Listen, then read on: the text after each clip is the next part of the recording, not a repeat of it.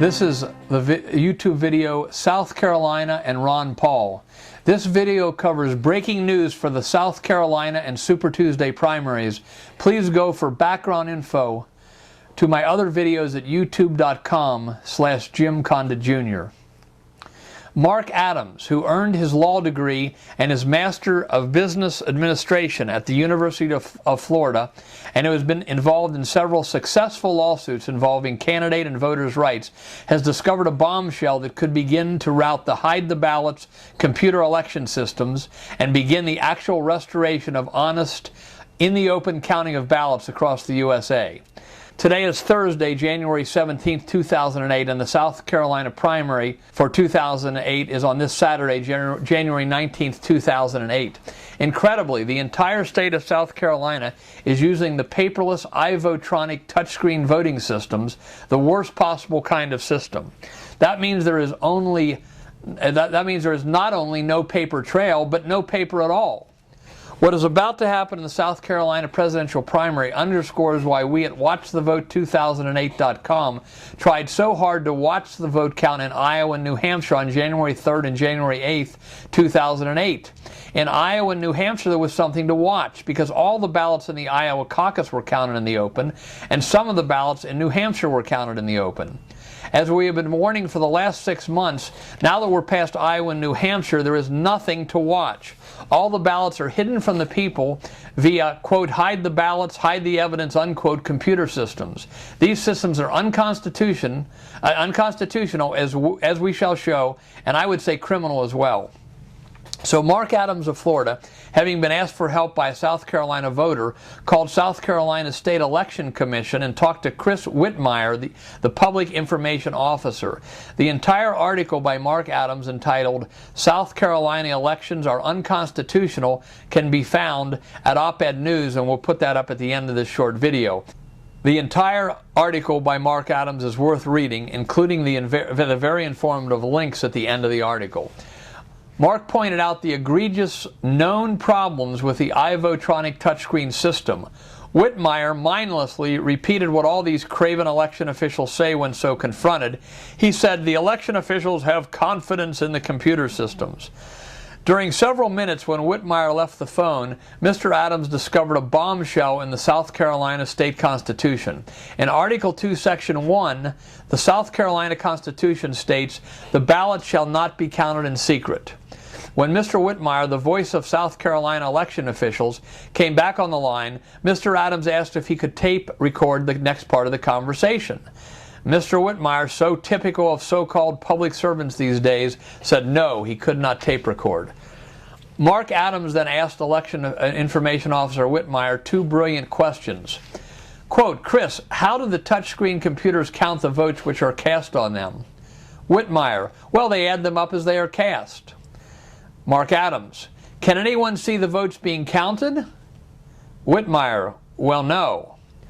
To summarize the rest of the conversation, Adams said, well, since Article 2, Section 1 of the South Carolina State Constitution states that the ballot shall not be counted in secret, why are you about to hold an election which violates your own state constitution? Whitmire's answers were pathetic and ridiculous, and he seems to have realized how weak they were by the puny fight that he put up. The correct answer is that the processing of the votes in secret by the state of South Carolina on the ES&S provided iVotronic computer system is blatantly unconstitutional, not only against the South Carolina Constitution, but against the U.S. Constitution as defined twice by the U.S. Supreme Court. Two U.S. Supreme Court decisions, both still standing, have defined what our constitutional right to vote means.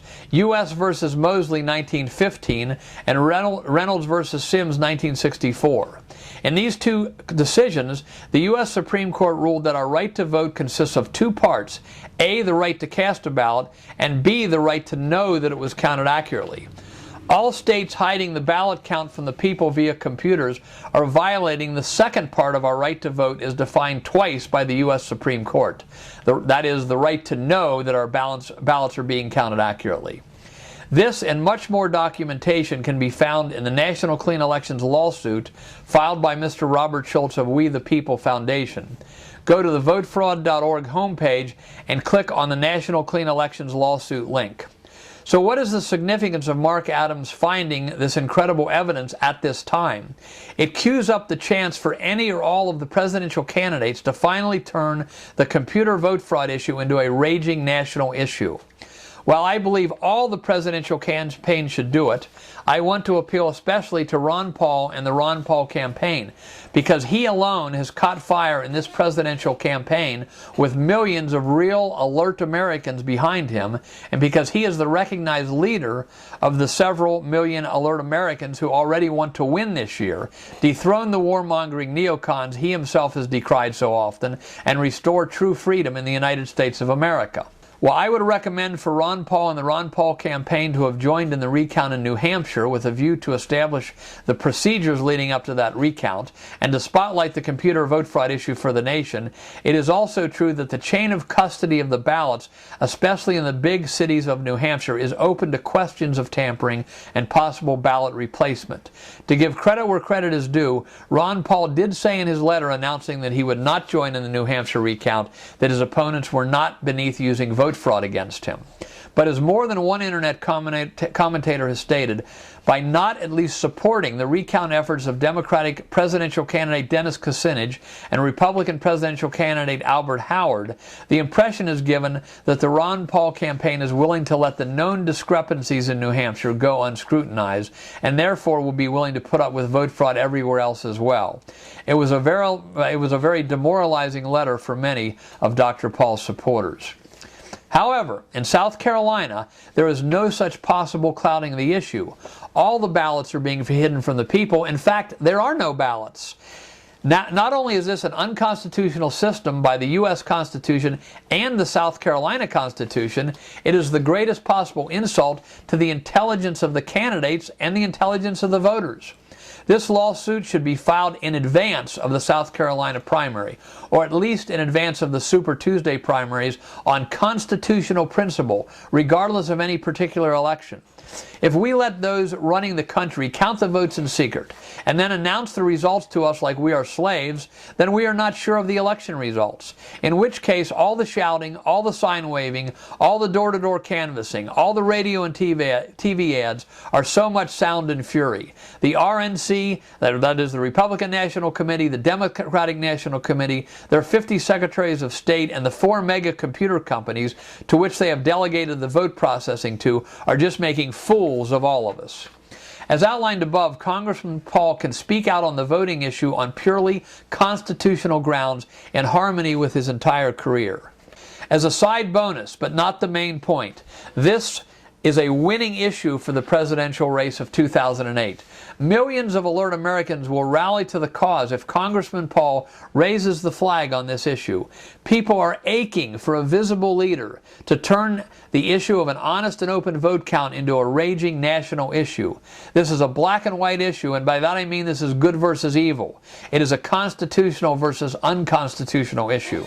The failure to contest such blatant disregard of the law by election officials in South Carolina and the Super Tuesday states will signal to the Americans and all supporters that the Ron Paul campaign is willing to put up with a system which can be easily rigged and in which Americans have no clue if the ballots are counted honestly or dishonestly, because the evidence, that is the ballots, are being hidden from the people. I ask the millions of alert Americans to pray for Dr. Ron Paul as he now faces yet another heavy burden in his career. This is an issue that has been forced upon him, and an issue on which he may have to overrule his entire top-paid staff based on the last 4 months of their abysmal, deceptive actions behind the scenes, opposing those of us who have been trying to ensure a fair vote count for Ron Paul and for all other candidates and for all Americans. Thank you for your attention. Let's work as hard as we can, pray as hard as we can, and God will do the rest. It's 1776 all over again, but this time you are there, everyone into the battle.